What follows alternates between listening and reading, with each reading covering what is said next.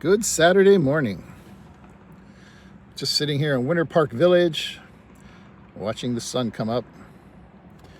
I actually made a video a few days back about the subject I want to talk about today, but I was a little rushed, didn't really have much time before I had to be at work, and I had my postal uniform on, and I spent my time focusing more on trying to keep my left shoulder down and keeping my postal logo out of the frame than I did on what I was talking about. But yep, October. I was born in October. I'll be 62 years old this month. A lot of interesting thoughts when you're turning 62. Way back when, like even when I first started with the post office, a little over 27 years ago, 62 seemed so far away. And I've done a lot since then. Seems like I've lived several different lives in that time, you know. But here it is, it's coming. This month, 62 years old, I'll be like an old age Social Security pensioner, you know. Though I'm not actually planning to retire yet. I'll get some comments about that saying, do it, do it.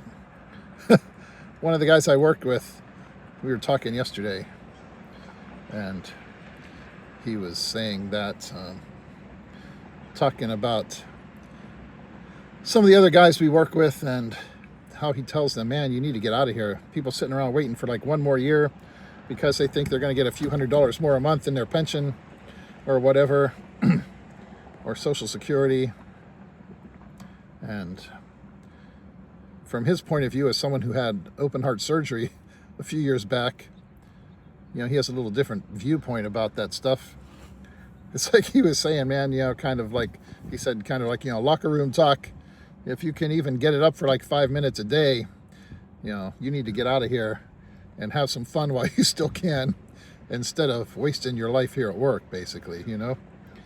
And that's an interesting point of view. I'm probably going to stick around for another 2-3 years. I mean, in some ways it would be smart for me to stick around until I was 65, sign up for Medicare and all that stuff, I guess, you know. Though I guess I could do that from over in the Philippines too if I needed to, or whatever. Right now, you know, we still got a couple little things I want to pay off over the next couple of years. And maybe save up a little more money for an emergency fund or whatever. Though you don't need to go super crazy there, perhaps. I'll have my my pension and Social Security coming in. And especially if I wait a couple more years, that'll build that up a little bit, which will make a difference for sure. And finish off a couple little things we still need to do on our house over there. That's the thing, when I hit 59 and a half, had a little bit of a different retirement plan than what I thought before. Like when I first was over in Mindanao talking to my wife's family and stuff like 10 years ago. Let me set this here while I take a sip of my drink. I was like, well, the earliest I could really reasonably go would be 60. Because as a federal employee, if you have enough time and years of service and your age, you can get this little, like a pension or a bridge payment that carries you over from a certain age until you hit 62 and you're eligible for Social Security. Now, for me, that would have been at the age of 60 with 25 years of service in, you know. And really, though, I always knew that the smartest thing to do would be to wait until at least until I'm 62 and can actually take Social Security and have a couple more years, you know, on my pension. Plus, you get a little bit more on your pension at the post office if you wait until you're 62. So that was always kind of my plan. But really, whenever we decided to go ahead and build a house over there, you know, I started taking some money out of my savings when I hit 59 and a half, and we built our house. And still got a couple little things, like I say, we've basically got all the glass railings and stuff up on the balconies, you know, on the second floor and all around the roof deck. Need to do some painting and some other stuff with some lights and things like that. Finish off a few things. But basically, we know now, whenever we go, we've got a place to live, we've got a house there, and all of that. So all it is really is our daily expenses. And, you know, we've got a couple of nieces there that kind of responsible for probably some schooling expenses in college and things like that by the time we move over there. But we can do pretty well, you know, if I've got my pension from the post office and Social Security. Things are kind of crazy here right now in the United States with this government shutdown. I went in Pollo Tropical last night on the way home to pick up a chicken dinner, and the guy at the counter says, "You're not one of those people working for free right now, are you?" And I was like, "No, thank God." I have no plans on doing that. But I'm at the point now, and it's really such a liberating feeling, kind of relaxing to know that anytime I want to, I can quit, you know? I'm at that point now. Whatever. I can, you know, you need to like really give it a few months whenever you start drawing your pension and Social Security and all that to make sure it kicks in. I've talked to people that retired before, and they're all like, man, make sure you start on that stuff a few months before you actually go if you want to have your pension payments coming in as soon as you quit, because it takes a little while to get that all processed. But we're there, you know. That time is now finally here, and it's kind of a liberating, relaxing feeling. Thing is, though, it's not like my life really sucks at the post office right now. As I said before, you know, I'm still in the overtime list right now. We're not really getting a lot of overtime at the moment. I've worked a couple of days off, you know, this last quarter, but that's basically it. Little tiny bit of overtime. The mail's been so light. They just came in and did route inspections at our office a couple weeks back, and just had our consultations on that this week. And my route's showing a little short, especially, like I say, the mail volume has been super, super light lately. And they'll probably add a little bit to me. I'm kind of up in the corner of our territory, up against a bunch of other zip codes. So even if they do add anything to me, hopefully, if they do it the smart way, the way they usually, you know, theoretically try to do things. Sorry, I'm watching this plane fly over. Starting from the corners, you know, and work their way in. So if there's any kind of territory left over for an auxiliary route, it's kind of close to the station. But everything around me is nice. The one guy has this really wealthy area, all driving stuff. The other guy that has some territory right next to me, it's not like the greatest neighborhood perhaps, but it's all driving, you know, you're just riding around, you know, even though it's not super bougie, you know, you're just riding around sticking your arm out the window. So even if they add a little bit to my route, I can cruise on that. I can just go work assignment only if I thought I didn't want to work a huge amount of hours. And then if there's a little overtime on my route every day or whatever, you know, do that. But basically, I can just work 40 hours a week, and we got our paid vacation and federal holidays. Actually, I was telling someone the other day that I was thinking about how much paid sick leave I have accumulated, you know. Basically, it's almost 6 months of sick leave, half a year, like 25 point some weeks of sick leave. And you figure if I stay for 3 more years, I'm going to earn another 39, 40 days by the time I'm 65. So, you know, I add that all together, that's like 8 weeks there. I got like 33 weeks of sick leave I can use over the next 3 years. I'm trying not to do that because you never know, somewhere down the road, if you're going to need a surgery or something, take some time off for some kind of issue with your shoulder or your knees or whatever, all the little things that happen to letter carrier. Need to give something a rest or get a little procedure done. It'd be nice to have enough leave that you can just sit around the house and still collect your paycheck while that's going on and while you're off. But basically, I could take like 11 weeks of sick leave a year for the next 3 years before I ran out of leave. It's not like I'm in a bad situation. So it's not like I have to really stress myself over the next few years if I stay that long, you know. I was watching an interesting video this morning on a YouTube channel called PH Born, US Naturalized. And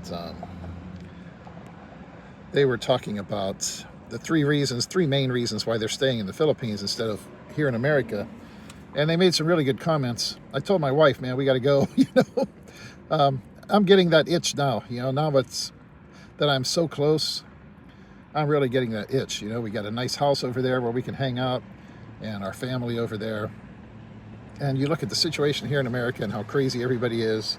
All these lunatics that think that everybody who doesn't agree with them is a traitor to America, and so many people with their heads up their butt, just worshiping different celebrity leaders, and it's a crazy situation here, and and it is definitely expensive. That was one of the other things they talked about, was it's better to be a rich person, so to speak, in a poor country than to be a poor person in a rich country. And like I say, if I have my pension and Social Security coming in over there, we'll be able to take care of ourselves. We should be able to actually, even though I spent a lot of my savings and stuff building a house over there, that's actually a part of the retirement plan. Have a nice place to live and, a good house to hang out in and all that for, a home for our family. So I don't really look at that as something that was wasted. It was an investment in our future and in our retirement. Better than having it sitting in the bank losing its value, which or even like investments, any kind of risky investments, you don't know what's going to happen with that. Sooner or later, we're eventually going to hit the crash that a lot of us thought we were going to have a couple years ago. I don't know. It's hard to say. Some of the craziness here in the housing market and everything. It's like here at Starbucks, sitting here in the Starbucks parking lot. I was thinking the other day, once upon a time, back 10, 15 years ago, man, I practically lived at Starbucks when I wasn't working, just hanging out there. It was either there or Barnes & Noble, But I was thinking about the price of the drinks and stuff at Starbucks these days. And actually, I look back to that time, say, 10, 12, 15 years ago. I was actually sometimes, probably a lot of the time, making more money than I am right now. My base salary wasn't as high, but I was out traveling around on route inspection teams for the district, for like 4 or 5 months at a time. And, had the government credit card. They were paying for our hotels and get like a $50 a day per diem at the time. I'm not sure what they're getting now, but, like tax-free per diem and all that overtime and penalty overtime where you're making double time. So there were some of those years I made more money than I'm making now. I'm taking it a lot easier now, though, even though my base salary is higher. You think back to those times, and you realize how much more expensive things are getting right now, especially if you're not really working as many hours and all of that. And a lot of people don't know what kind of raises a lot of these people are getting. Some of them work for years without getting a raise. Even though our raises at the post office have been kind of minimal, still, compared to a lot of people, we're doing pretty good. And despite that fact, man, the price of everything just keeps going up and up and up and up. So, yeah, I don't know. The cost of living here in America, unless you really are up there in that, like, 1%, top 10% for sure, and you've got a huge stash of money in your retirement accounts and everything, a lot of people are kind of hurting. You're not seeing that from the people at the top, of course. A lot of these people, you got shutting down the government and stuff and trying to get rid of everybody else's benefits so they don't have to pay taxes on their millions and millions and millions of dollars. They're not going to hurt no matter what happens. They're secure, they're taken care of. And so none of this stuff really affects them. They're making policies about stuff that destroys some other people's lives, but for them, it's not an issue. And I don't know that you can really get away from that anywhere in the world, but I agree with what they were talking about on Justice Channel there this morning. It's just the polarization here in America is crazy. just the hatred that people have for each other. And some of these people, it's even worse when you're dealing with the crazy people who think they're doing what God wants. That's one of my favorite quotes, which I guess, according to what I saw, was from Betsy Ross, that she distrusts people so much distrust for people who claim to know what God wants, because she's noticed that it always seems to coincide with their own desires. And that's what you see with a lot of these people. God always wants what they want. It's strange how that works. But that's the way it's always been through history. That's what happens when you let people who think they're talking for God make public policy and try to tell everybody else how to live, They get what they want, and everybody else has to suffer or get screwed. Anyways, didn't really mean to get off into all that. But here we are, though, 62 years old, man, almost. And I wouldn't mind being younger, that's for sure. But can't complain about life right now. Got a good life. And actually, as I get older, I find myself focusing more on things that really matter as opposed to things that don't matter. In your younger days, back when I thought that I was going to be, a world famous author or guitar god or whatever, you think about, oh man, I want this, I want that, and the huge houses and Ferraris and shit like that. And you get to a certain point where you just, obviously, if you have the money, you might still indulge in those things, but you have to get to a point eventually where you realize that those things are not what life's about. And you certainly can't take your Ferrari to heaven or wherever you're going after this, if we're going anywhere after this. I don't think we're here by accident, so I think there's some purpose for all of this.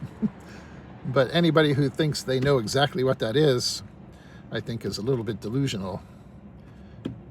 We'll find out after we're gone, I guess. See what happens. But that's the other thing you got to think about too when you're 62 years old. You can't let yourself sit around thinking morbid thoughts about the end coming near or whatever. I'm still hoping I have a long life yet, coming yet. But those are just my thoughts. Nice little sunrise this morning. Turn this around. I can't really switch the camera, I think.